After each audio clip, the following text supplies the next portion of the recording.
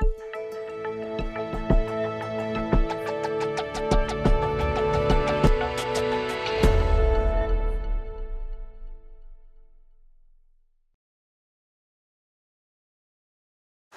everybody. It's great to be here. It's 10 years ago, this show that I spoke on stage here. So it's fantastic to be back, and I'm as nervous now as I was then, maybe more so, because now there's expectations. But Martin, that's a great example, speaks to Melissa's talk yesterday about persistence, geodesign being something you could build in as a change model type of workflow. So I'm going to get to a story. And the story is Manitou Springs. And this is my hometown. And for 30 years, they've been trying to do a creek walk. And I found this out only kind of in the process of working on this project. But they could never quite make a decision. So my job was to help them get there. And so a creek runs through it as the play on the river runs through it.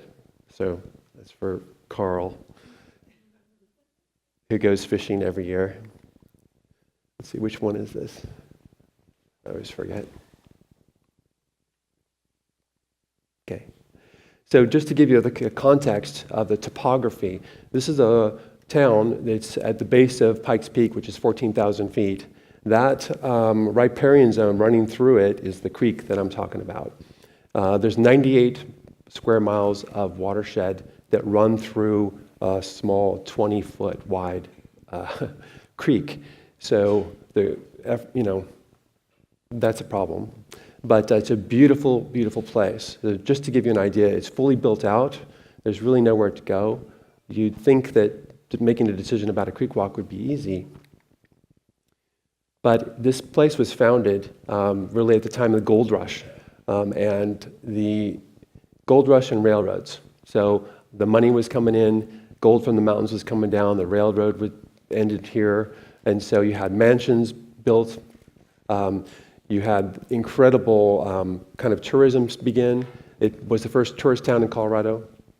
And these springs were what brought people there. There are these beautiful mineral springs. There's about 12 of them in operation, and that bubbly water was enjoyed by the Mountain Ute and the Arapaho and the Shoshone, and this was a place of peace and gathering.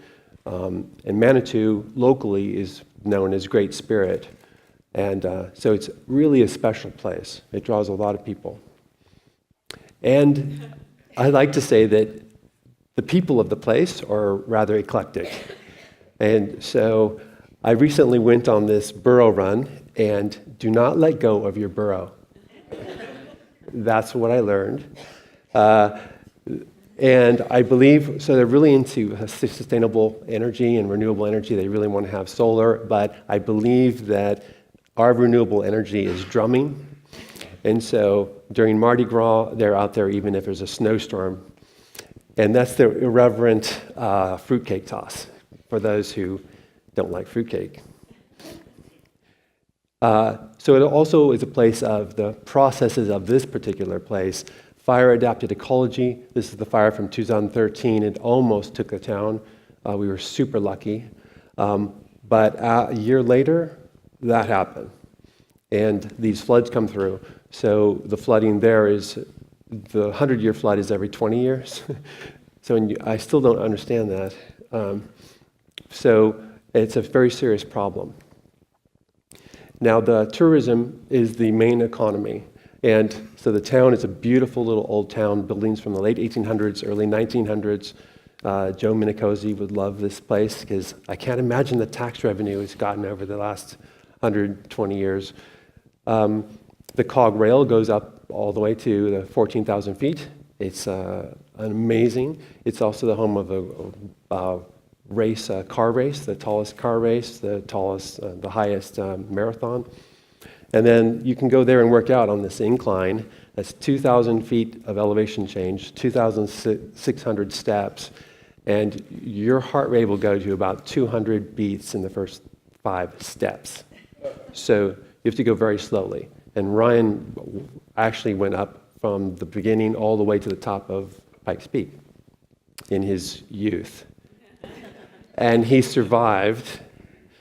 So, but with all of that kind of beauty and joy, we've got this problem of traffic congestion. And so one of the issues was the idea of we can use a creek walk to change the mobility modality, have people biking and walking coming into town from a mile away or 2 miles away. It connects to Midland Trail. It actually connects to part of the Pikes Peak, round the Peak Trail. So the other aspect of it is this is a part of a larger picture.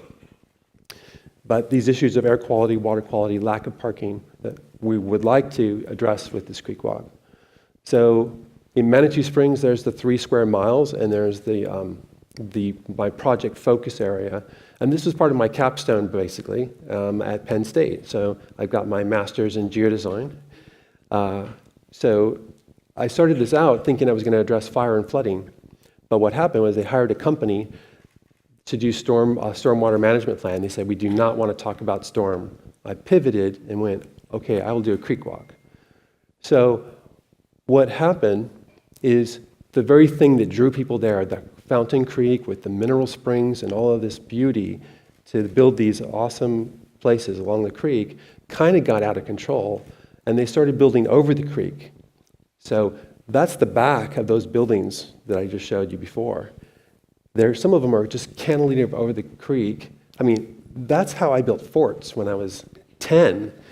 I don't know how they're standing, but they do. So the pictures I'm showing are parts of the natural creek. There's only a small amount of it left. And what we want to do is unite that throughout the city. So my hypothesis basically was, if we use geodesign and we do a participatory process, we actually can unite these multiple aspects of economy, culture, environment, and help them to make a decision and move forward. So, of course, the geodesign framework. Now, my strategy for this was participatory because I had all of these different groups I had to bring together and unite on a single path. At first, I had anticipatory because I thought I knew the answer. I was wrong. I needed the help of the people. So I researched all of the existing plans, looked at what was going on. All of these had something in common. The creek walk was in common to all of them. There was lots of synergies and lots of places where there was conflict. So as part of this process, educate yourself, identify synergies, and look for conflict. Now, I also did interviews. So informational interviews. When I came in, I'd go to dinner with former city council. I went to have a coffee with someone on the board for the mobility, the Metro District. I had informal conversations and got a lot of intel. I just asked questions until I really had an understanding of what I was dealing with, because I didn't know. With all that information, I started to really understand the problems and some of the things I needed to avoid, the landmines. I started gathering data, and the city had a lot of data. Mostly it's given to them by contractors, so I get this data with no metadata, didn't know where stuff came from, the accuracy, anything. So that was rather challenging. Then I had to derive my own data, and then I did some data collection. And so I could walk the trail and pick out really stunning trees and erosion and locations for low impact development and mark those down. So then with all that information, I worked on a stakeholder engagement process. And thanks to the paper by McIlvaney and Foster, I followed a strategy of identifying folks that are opinion leaders within that city and pulled them together. And what I wanted to do was look at stakeholders, their values, concerns, then from that, take the criteria and build out the process models, the evaluation models. I didn't want to do that in advance. I really wanted to know more. So working with these folks, I was super lucky, once again. I had a businessman who was a trails enthusiast. I had a government official. I had a business owner. I had a resident landowner. I had someone who had small children. I had one of the people has a disability. So I had this awesome cross-section of people who I could use. But before I started talking to them, they were totally new to GIS. I mean, do not say weighted raster overlay to a non-GIS, yeah, to anyone. Thank you, Lisa. We've only lived together for like 35 years, and I mean, we've been married, but and I probably got the years wrong, but but going over this and showing them, okay, here's the floodplain, here's the buildings, here's the parking lots, here's the existing plans. I knew more about what was going on than they did because I had read all those plans. And so I could share with them and say, we have to avoid this place, or we have to really dovetail into this plan. And here's what I brought them all up to speed. And then with that, we could talk about stakeholders. And then, so I would present to them, here's my straw. This was all like the straw man. I go, what do you think? And I'd ask them for help. And so we came up with visitors, residents, business owners, property owners, and Manitou Springs government, the local government. And then once we had the stakeholders verified, validated, we were able to go through, well, what do they care about? What are their concerns? The white is stuff that I had garnered from attending committee meetings and reading materials. So I proposed that, and then all the blue they added. And so at each step of the way, I got more information, I got better information, and validated.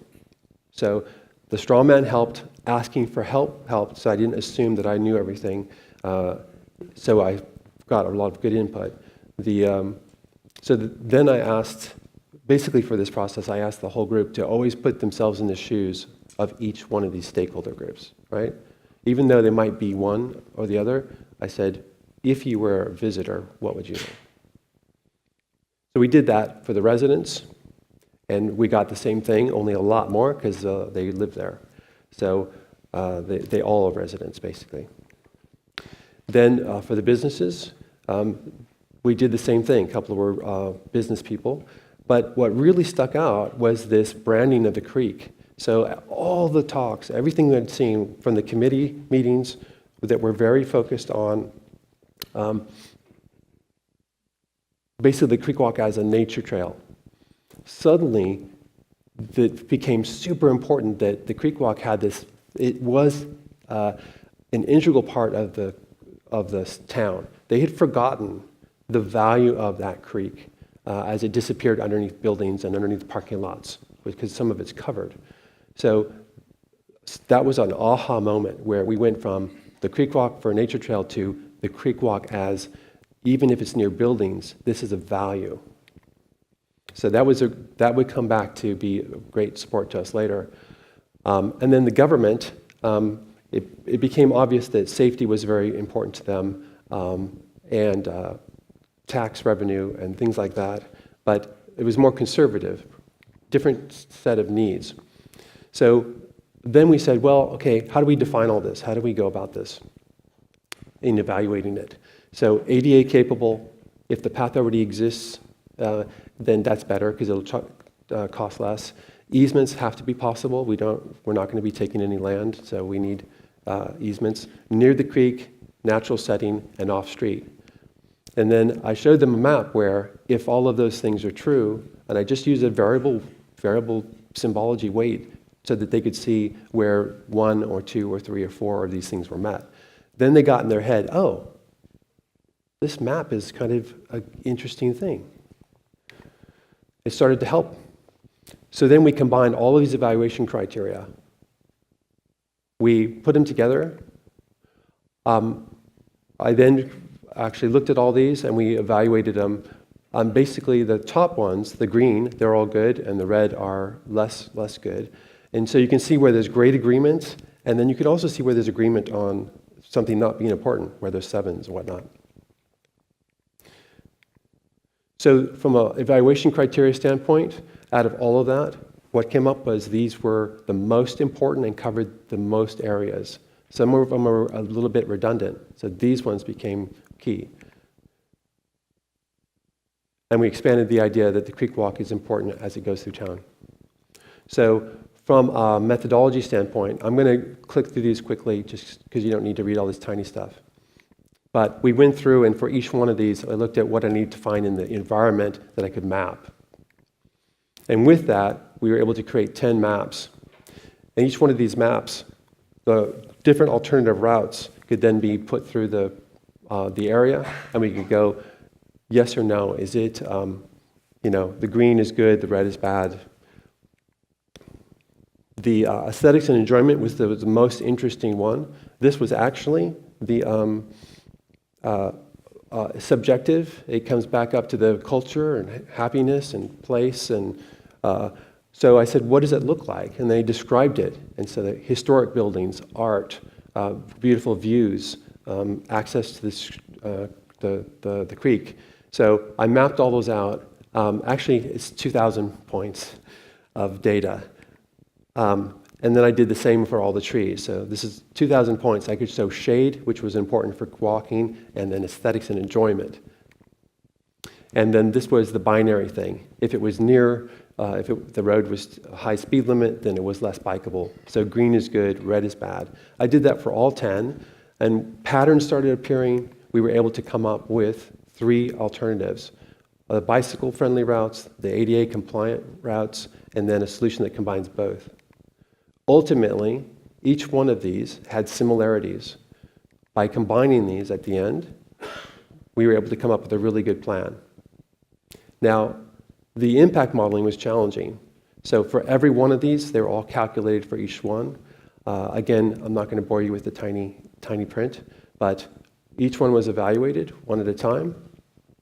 Nature Walk to Shop. I gave them catchy names. But the impact comparison of the 3, it actually showed that aesthetics and enjoyment, that the Nature Walk to Shop and the combo walk and bike had the greatest impact from aesthetics and enjoyment. Near the creek, we could hit the mark on all cases because of the narrow valley. But those became super important. And so this was the best of both worlds, this combo walk and bike. Now, once I was done with this, I have like 2 minutes, I turned this in, I graduated, and they said, this is awesome. Now can you do it with the whole community? And my heart just dropped out. I'm like, no. And so this was taken to a very broad. We did this again, really large. We did dot mapping. And what came out of this was that even with the dot mapping exercise, aesthetics and enjoyment came out the top, number 1. And so this actually validated everything I'd done with the other method. What dropped out, though, was government. ADA compliance fell down to the very bottom, and things dealing with private property, nobody cared about that. The government did. So doing the stakeholder engagement properly, those were super important. They got lost in a public meeting. So it was interesting to try to play both of those and see what worked out. But these 2 were validated. And so we were able to do it. And so to end, this is part of this. There's 5 hands pointing at a single place. I've never seen this before. And what'd you call it? A Ouija board? It's the Ouija board of where does the creek walk go? So we were able to get all this feedback, compile it. The common themes, pull everything together. We want a loopy system. It's not one trail, it's multiple trails. We want this connectivity to schools and downtown. We want it to leave natural areas natural. So those images you saw of the natural creek walk, no paving, but there will be a paved route that's part of the regional trail. But then we take it up onto the road that looks down on the creek, so we can do a 10 wide. So that'll come in the future. So the creek walk became not one trail, but a system of trails, which I never would have really come up with. Here's our final map. This was presented. We had it approved by the Planning Commission. We had it approved by City Council. And we've gone from using $27,000 to do this master plan. Then I became a co-author. That's our area of interest for the first segment that we're going to do. And this just is saying it was approved. But we wanted to make the trail that is as easy for an 80-year-old and as easy as for an 8-year-old. So an 8 to 80 was the idea. Because there was as many old people that walk the trail as there are families with strollers. And a wheelchair and a stroller need to roll. So this is the next step. So already we've done the trail is, the construction drawings are done for the first segment. There's some detail there. One of the things that came out in my work was this visitor center and how we could come in behind it with a pedestrian bridge and make the visitor center a part of the trail to be a welcoming, a gateway to the community, became a part of the plan.